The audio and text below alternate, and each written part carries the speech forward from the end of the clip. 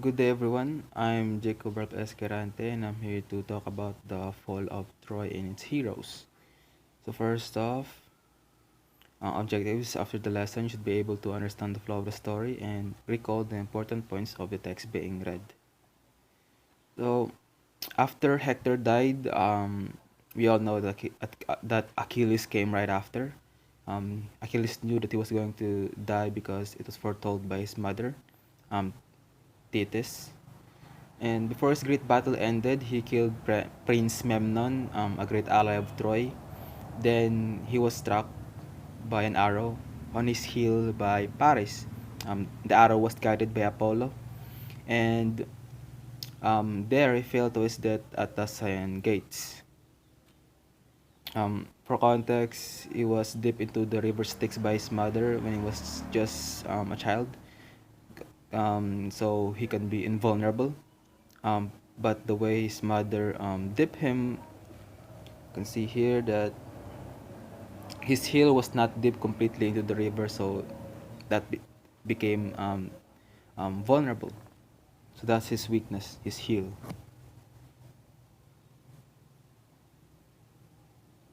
Wait, okay. So we go to the end of Ajax the Great. So after Achilles falling to the ground, Ajax saw this and came and to retrieve the body of Achilles, while Odysseus was drove the Trojans back so they can retreat peacefully. Then after that, at that night, um, they burn Achilles' body along with the fallen Greek army and put his ashes into an urn. An urn is a vase that has a lid, so they put the ashes into a vase. And so they were like, so who's gonna have the armor? That they it was said that it was forged by Hephaestus himself. So they were like debating who's gonna have the armor, and they were down to two individuals. It was Ajax and Odysseus. So they voted in secret who's gonna have the armor. So it was not just who's gonna have the armor, but the pride was at stake in there. So the one that's gonna have the armor would be honored, and the one would be dishonored. And Odysseus won. He won the armor, and Ajax felt that he was cheated by Menelaus and Agamemnon. So, in a bit of, he was furious, and at night he went to kill those chieftain, but Athena struck him with madness, so he eventually killed all the livestock, all the cattle, beheaded all of the livestock there, and thought that it was the army, it was Odysseus, it was Menelaus, it was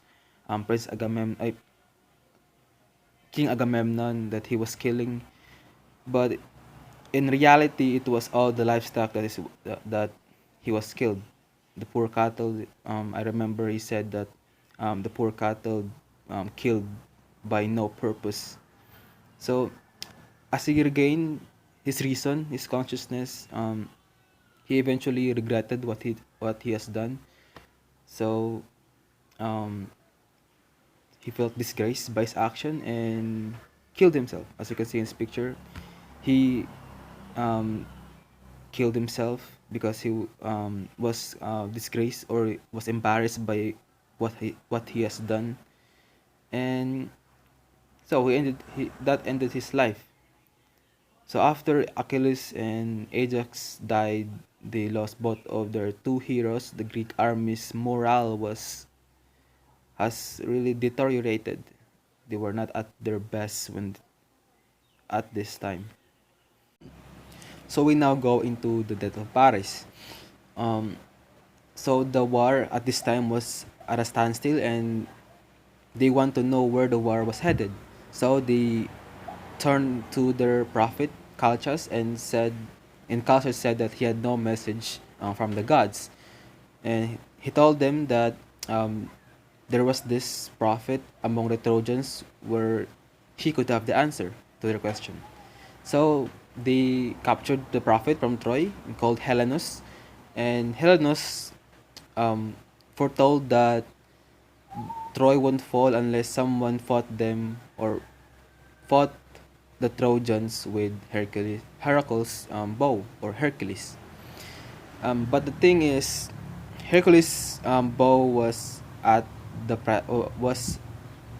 presence of Philoctetes. Philoctetes was the holder at this time, and Philoctetes was bitten by a serpent and was basically abandoned by the Greeks at an inhabited island called Lemnos.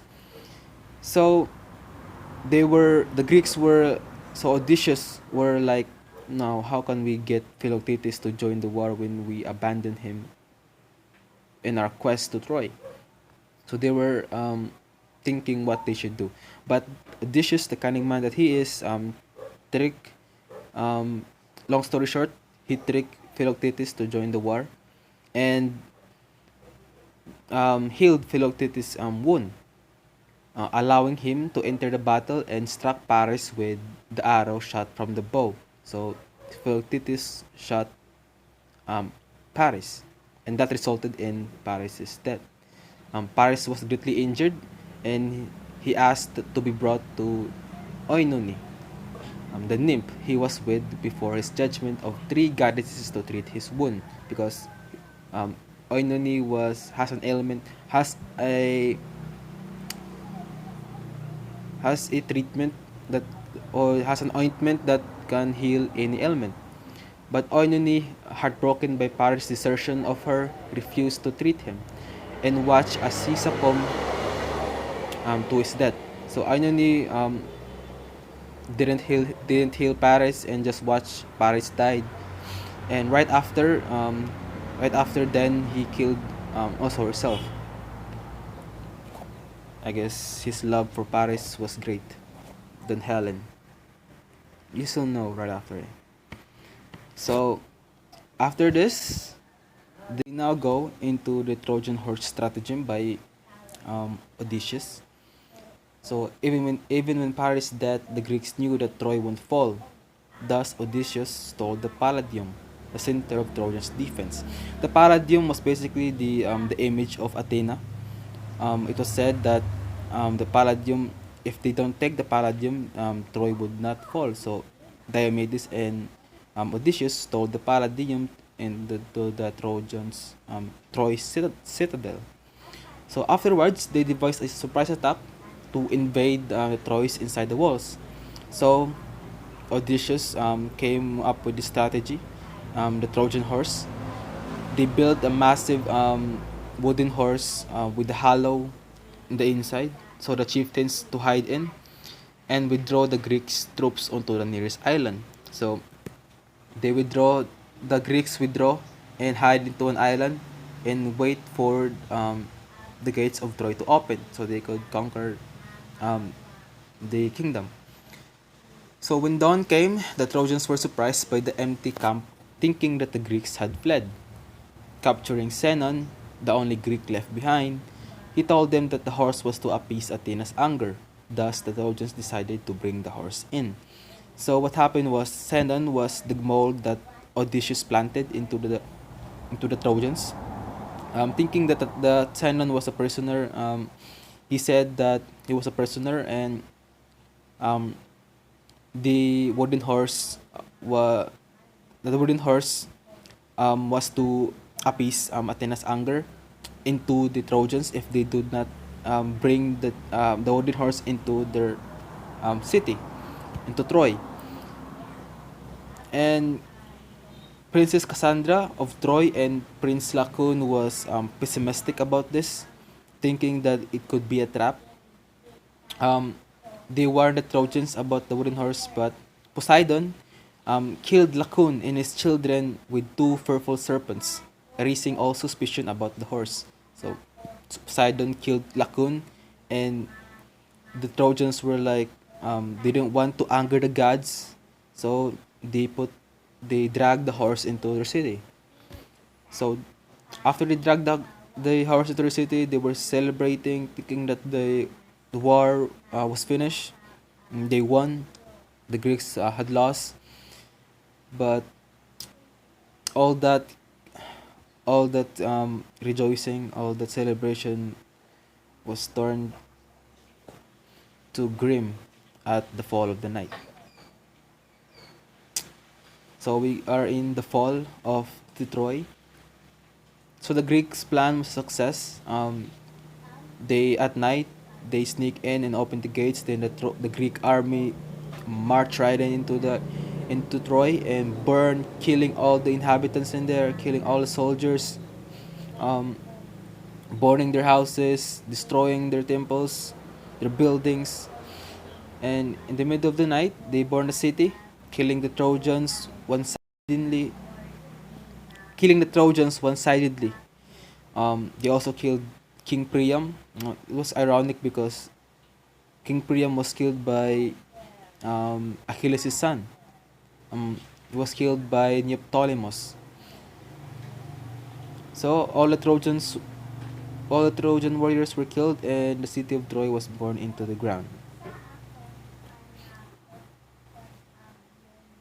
And we go to the Aeneas escape from Troy. So Aeneas was a son of Aphrodite. So Aphrodite, the god Aphrodite, helped Aeneas, his son, escape from Troy, escape from the Greeks. So we have here he have his father, his son, and his wife. Um, Through the help of Aphrodite, they successfully escaped from Troy, except for his wife, who got separated and was killed. Helen got out too with Aphrodite's help and was received by Menelaus. So Menelaus got um, her wife back, Helen. So his conquest was successful because he got Helen, bro. He got Helen. Helen was not fit. All this would have been avoided if he didn't go with Paris. So we go into the woes of the Trojan women. Um, when morning came, Troy has fallen to the ground, and the women were held captives for slavery. So Queen Hecuba and Andromache, Hector's wife, was also being held captive. Andromache, with his son Astyanax, begged to take him with her, but was refused because her son was an heir to the throne. So her son would be executed.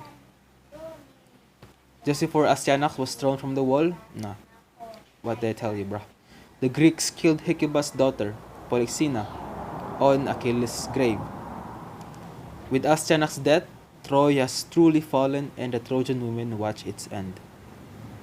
So the Trojan women were bought to slavery, and Andromache's son Astyanax, an heir to the throne, was killed to end the bloodline, to end their heir to the throne. So Troy would not be revived, or would not so Troy would be finished.